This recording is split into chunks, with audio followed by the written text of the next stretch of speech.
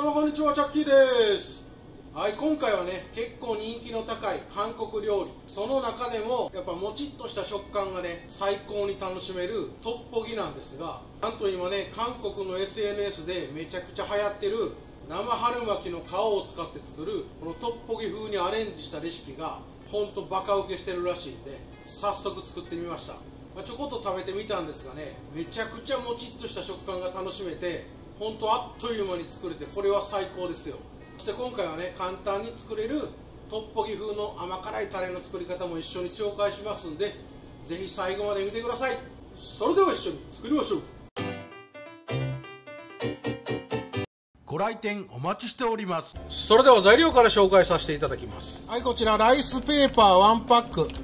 今回ね、12枚入りのものを使います。生春巻きの皮です。もうお好みのものを用意してください。はい、まずこちらね、トッポギ風の甘辛いタレの調味料です。お水 200cc、 鶏ガラスープの素小さじ1杯、濃い口醤油小さじ1杯、お砂糖小さじ1杯、コチュジャン大さじ1杯、お酒小さじ1杯。材料は以上です。生春巻きの皮、こういうね、ちょっと丸とか四角があって乾燥した乾物なので、大きめのバットやボウルなんかにね、お水を張ってください。この中にドボッとつけちゃいます。はい、お水にね、しばらくつけておくとちょっと柔らかくね、ふにゃっとしてきますので、様子を見ながらつけておいてください。あんまりつけちゃうとこの生地がね、ブヨブヨになりすぎて破れやすくなるので、ちょっと硬いかなっていうぐらいの感じで大丈夫なんで、水につけて柔らかく戻しちゃってください。はい、こちら分かりますかね、生春巻きの皮。乾いたまな板やちょっと湿らしといたね、キッチンペーパーやタオルの上に広げてください。結構ひっつきやすいです。ちょっと1枚だけで巻いちゃうと食感が頼りないので、はい、この生春巻きの皮、できるだけきれいに広げてね、 2,3 枚重ねてください。空気が入らないように重ねちゃいます。3枚ぐらい重ねると食感がいいそうなんでね、できるだけ空気が入らないようにしておくとピタッとひっついていい感じになるんで、ここまでできたらね、もう簡単。端っこからくるくるっと棒状に空気を抜くようにしてね、こんな感じで巻いていきます。はい、こんな感じ。どんどんくるくるっとね、筒状に丸めていってください。この生春巻きの皮同士がひっついてきちゃうんで、できるだけ素早く。はい、こんな感じ。これでね、準備万端なんで、この状態をたくさん作っていきます。いや、これやり方簡単なの分かりましたわ。こんな感じ。最初から3枚重ねてピタッと密着した状態で水で戻したらやりやすい。あとは端っこからギュギュギュッとね、空気を押し出すように筒状に巻いていってください。初めに重ねた状態で水につけて戻すとほんまやりやすいっすわ。こんな感じ。くるくるっとね、いきましょう。はい、棒状の筒ね、こんな感じで作っちゃってください。丸型使ってるんで、この端っこの方がちょっとブニョブニョですけどね、四角いライスペーパーがあるとピチッといい感じにできると思います。はい、そして今度はね、ちょっとアレンジバージョンもいっときましょう。このアレンジも大人気。まずは1枚生春巻きの皮ね、普通に広げていただいて、そこへこちらスライスチーズ真ん中に1つ乗せます。この状態で両サイドから、はい、こんな感じで折りたたんでください。あとはね、端っこから同じようにくるくるっと巻いていくだけ。これでチーズ入りの生春巻きで作ったね、